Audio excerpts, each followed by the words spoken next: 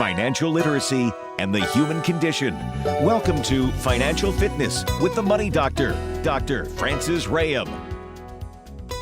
Hi, it's Francis. I just wanted to take a minute to thank you for watching this video. If you're catching us on YouTube, please help us help others by clicking like, subscribe, and all notifications so you don't miss any videos. And check back for the next video. I think you're going to love it. Thanks again. For more information, you can visit us at hugyourmoney.com. Welcome to Financial Fitness. I'm Jess Tyler, along with the Money Doctor, Dr. Francis Rayam. Hi. Hi, Jess. How's it going? It's good. We're working on getting our setup all worked out, and I think it's good now. It looks good. Your new studio looks good. I'm happy to have you here. Yeah. All right. What are we talking about this week? Well, can you believe we're talking about student loans again?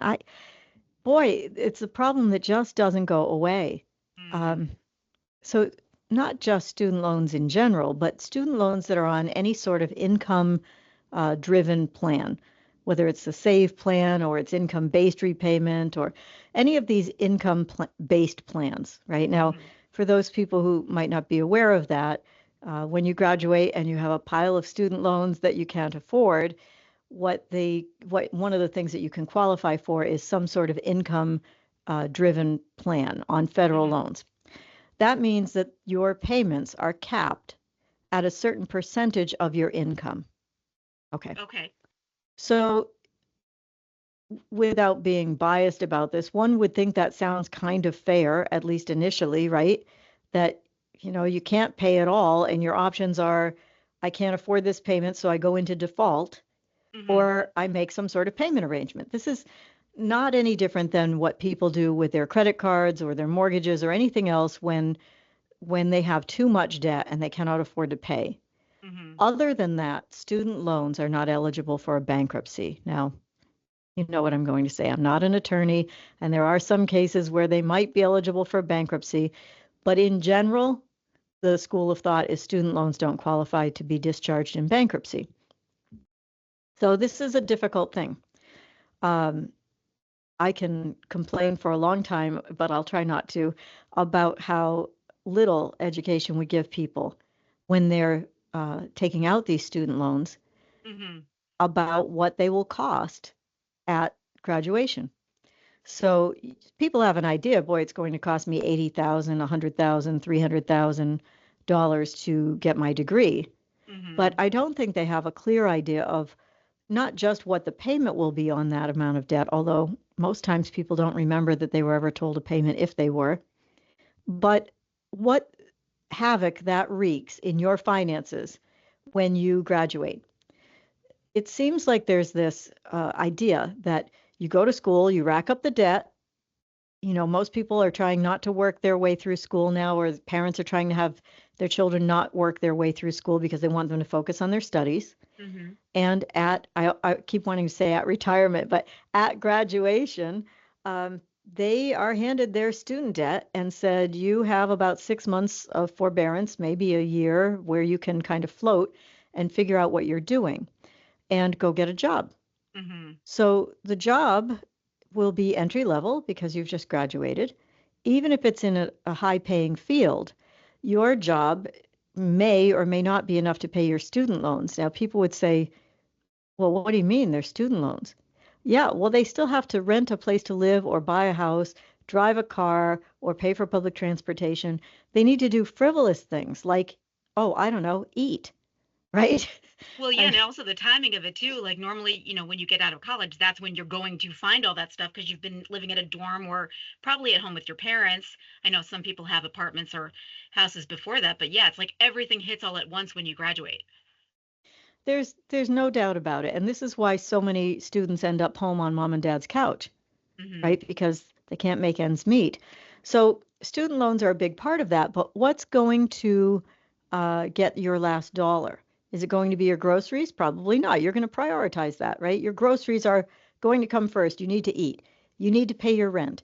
You probably need to make your car payment if you're driving a car to and from work, right? Yeah. But the last thing on the list is your student loans. And so if you can afford them, that's great. You start making payments.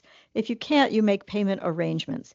And those payment arrangements, if you're fortunate enough to be able to qualify for these payment arrangements, are based on your income. Now,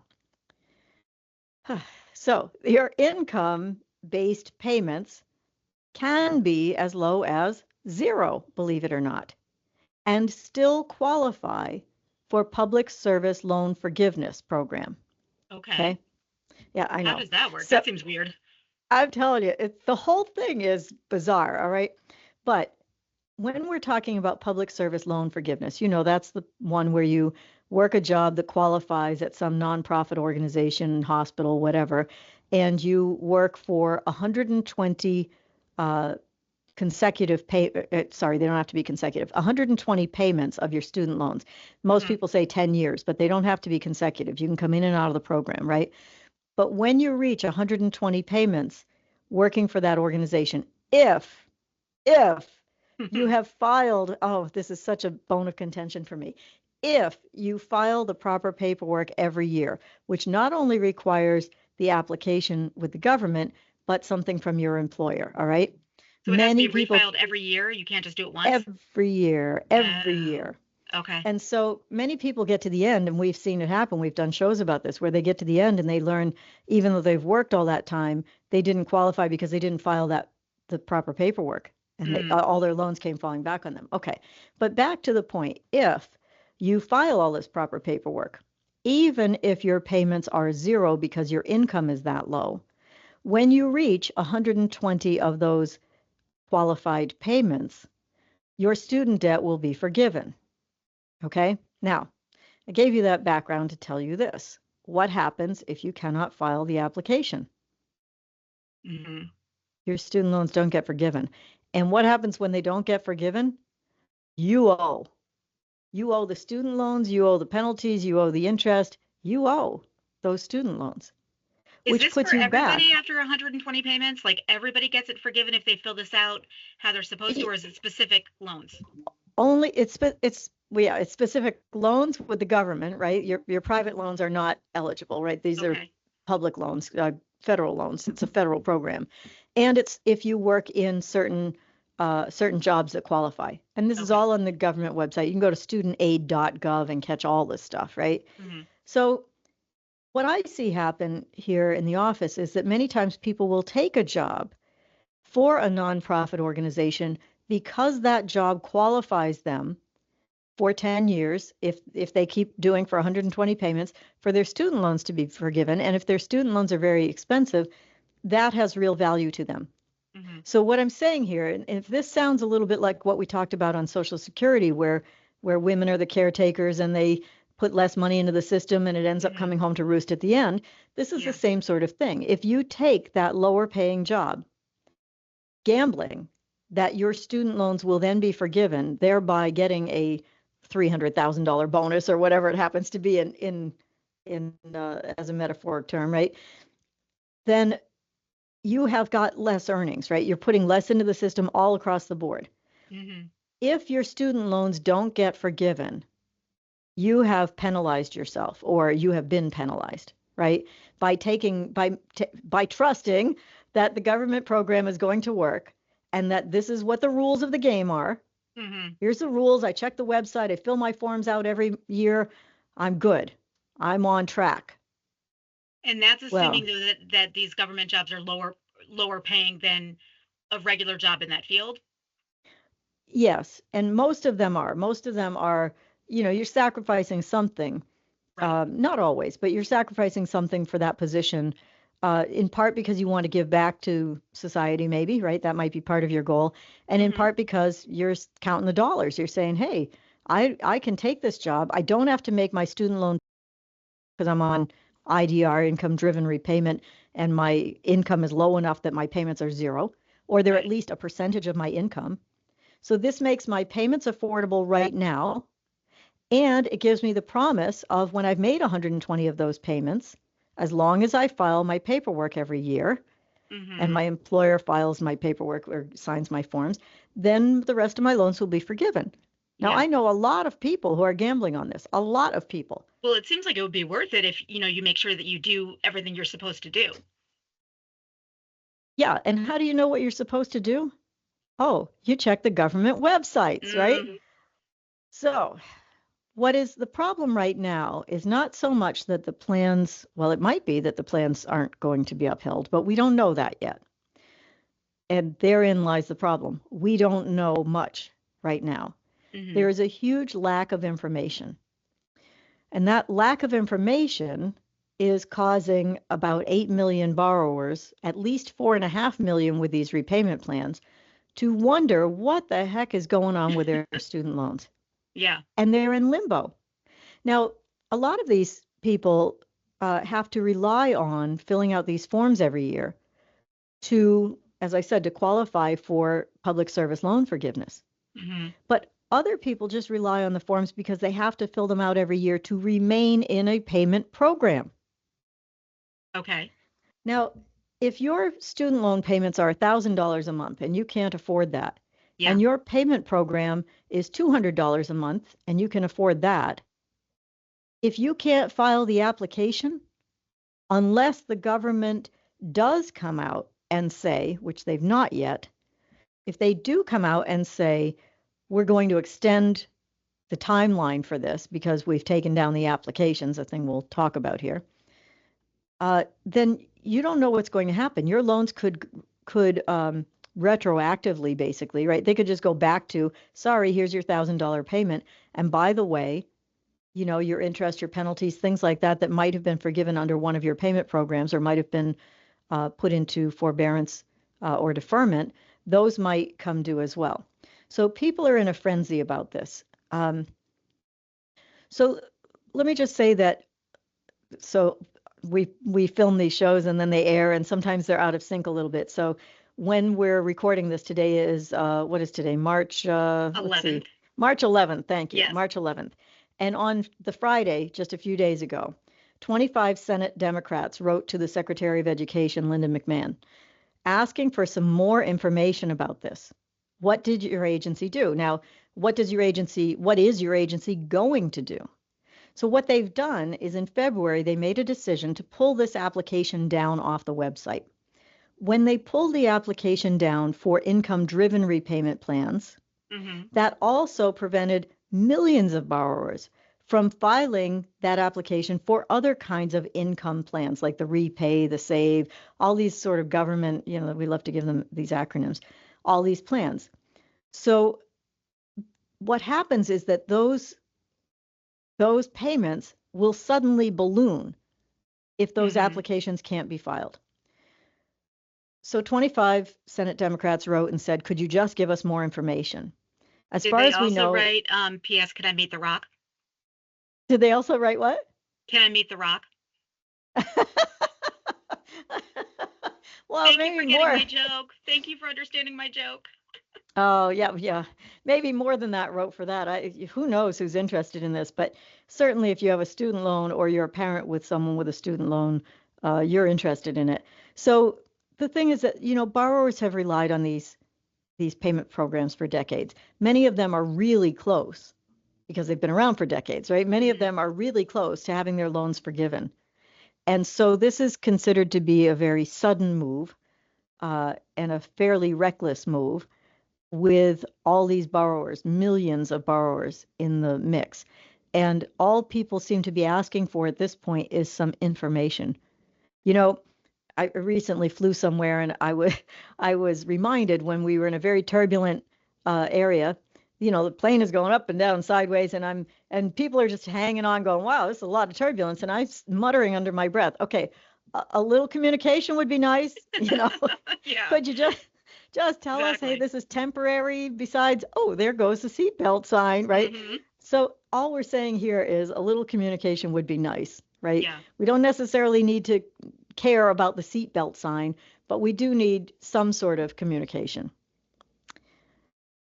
So that's what we're hoping for here. We can talk a little bit in the second half, of course, about, you know, what's happening, what you can do in the meantime, how long this might last.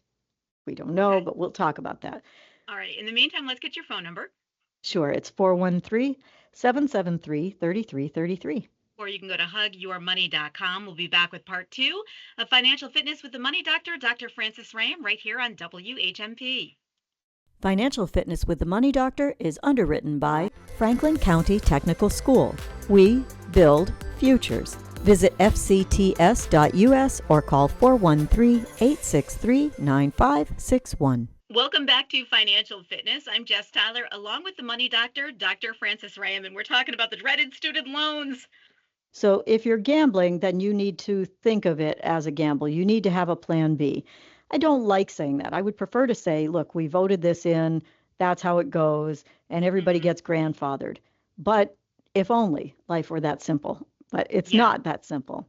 So what we're talking about here is a lack of information from the Department of Education. Well, it might be a lack of education too. just saying. Is that a Freudian slip? I don't know. I'm gonna get us banned here. Okay. A lack of education from the Department of Information. I like that. Yeah.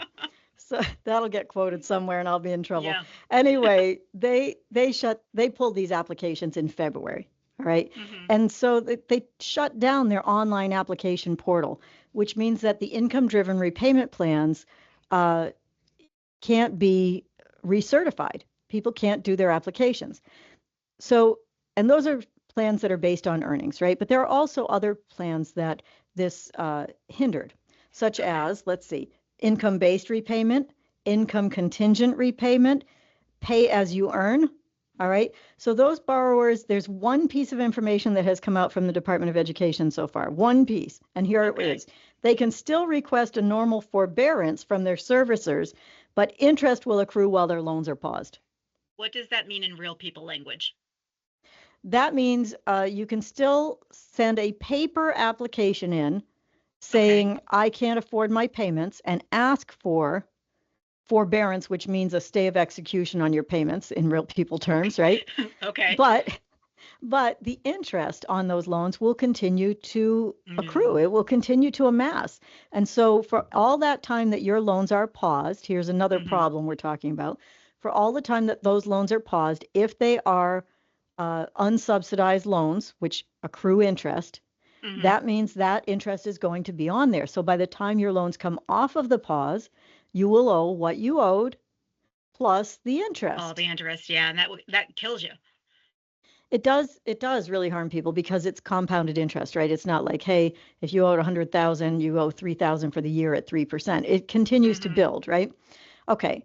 So when they stopped, so there was a thing that the Washington Post reported that said the Education Department sent out this memo to the student loan servicing people. So these are people who are either helping people, figure out how to pay their loans, or to the people who are paying them themselves.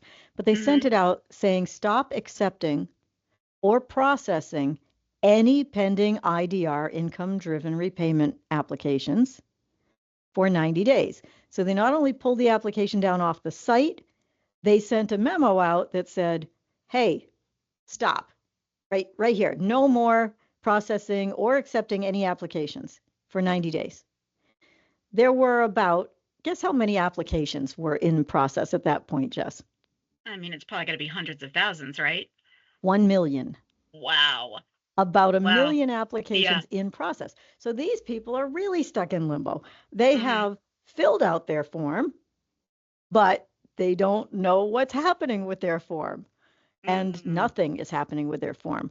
So, boy, I don't know what else to say about this except that this response, this reaction of taking down the application off the website and sending this memo was in response to the Federal Appeals Court, right, ruling which upheld and extended or expanded Biden's SAVE plan, that SAVE SAVE plan, which several Republican-led states fought against. They actually sued to end that, right? So we have this Lockhorn of Republican, Democrat.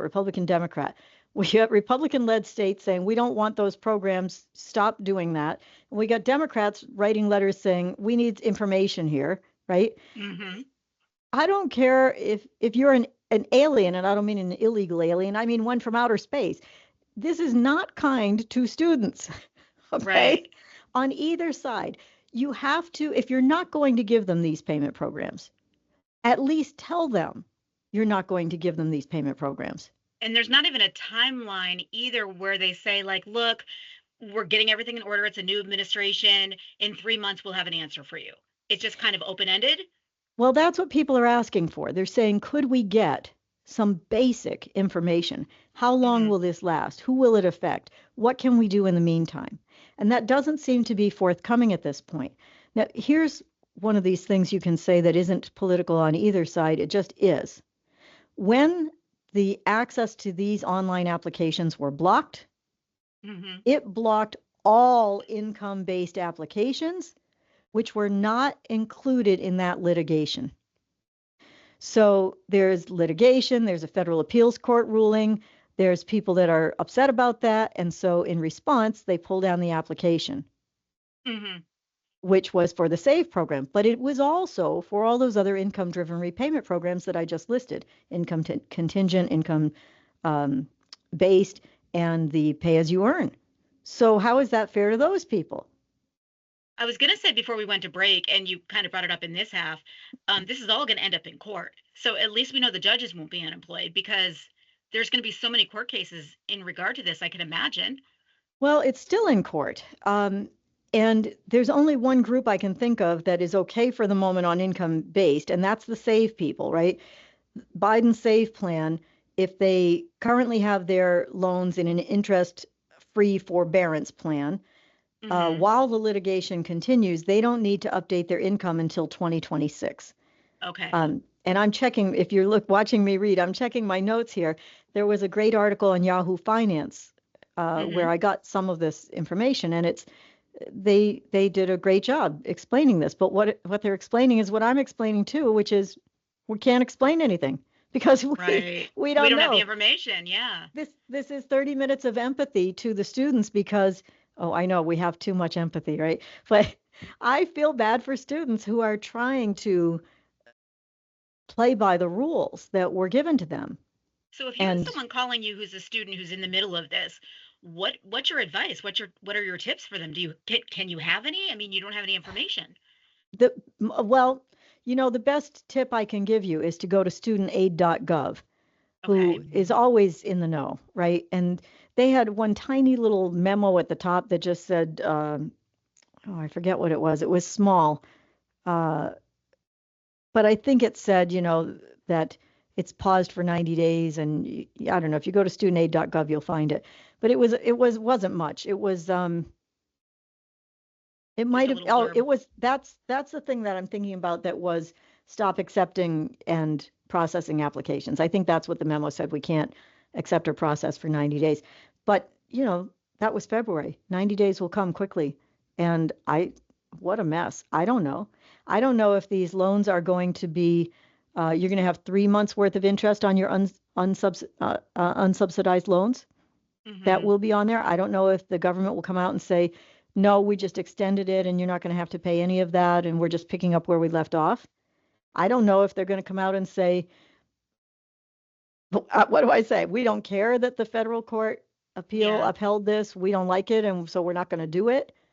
I wonder if this will deter to like continuing education. Like if you're looking at all of this or your parents are talking about it and you're in high school right now,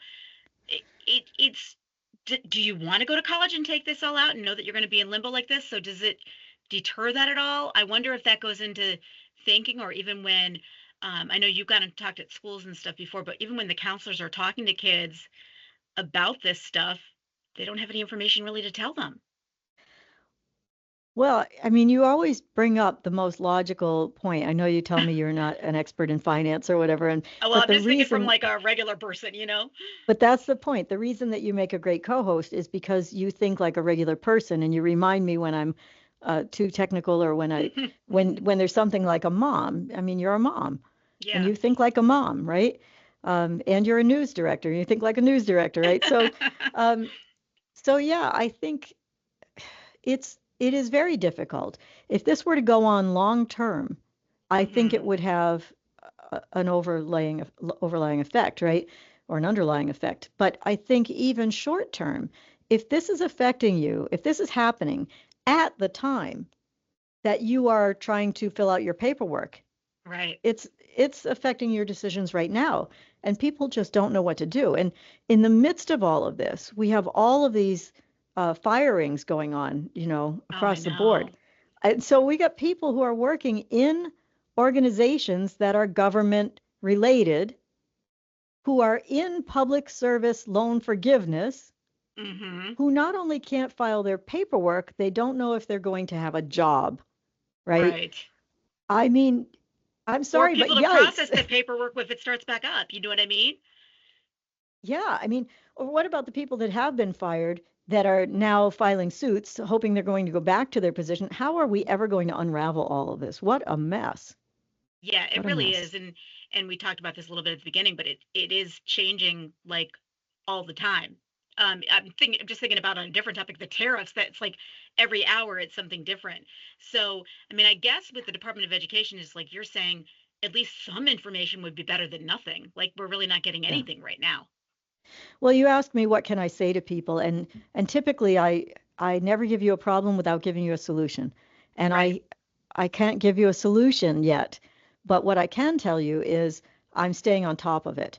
If if you want not to be glued to a television set or have studentaid.gov on speed dial, you know, then you does anybody use speed dial? Is that a real thing anymore? You know what I mean? If you don't want to have their site open all day, Yeah. then you can reach out to us and we will have the skinny as soon as it's out there on whatever can be done because we help people with student loans. It's part of what we do. Student loans are debt, right? And Yeah. so between the budgeting and the student loans and the retirement portion, we help people with all of that. And I don't like coming to the airwaves and saying I don't have a solution yet, but I do want to say that, we are here to help, even if it's just to tell you, hey, when we get news, we'll reach back out to you. And Right. so And at that, least you're like on top of scouring all the different sites and different places to be able to find the latest to be able to give people. I mean, there might be yeah. people out there that didn't even know that these applications are on pause for 90 days. Uh, yeah, well, there really might be a lot of people probably, right? I mean, Yeah. there's a million applications on pause. That's not so many when you think about the population of the United States, but it's a million people still. Right. Right. Not all of them are Exactly. tuned into the television or paying attention to this. And it's not, I don't think this story is at the forefront. I mean, you're not turning on the TV and bam, student loan thing, right? I always try to bring things that maybe you haven't heard about or that will affect you. And this is Yeah. this is one of those times. So I hope that even telling you, hey, this is going on, bringing awareness and saying Hmm. there needs to be some resolution. You want to write to your congressman, you want to check with anybody, you can do that and see what you can do to find out about your own situation and maybe help some others as well. And I certainly hope it gets resolved soon. Yeah. So interesting. All right. Well, let's get your phone number if anybody has questions, and I'm sure there's a lot of questions. I'm almost afraid to give it. Okay, 413-773-3333. And I'm kidding. You can call us anytime. And you can go to hugyourmoney.com anytime as well. Thank you so much. We'll be Thank you, back again Jess. next week with another edition of Financial Fitness with the Money Doctor, Dr. Francis Ram. Have a great week. Thanks, you too.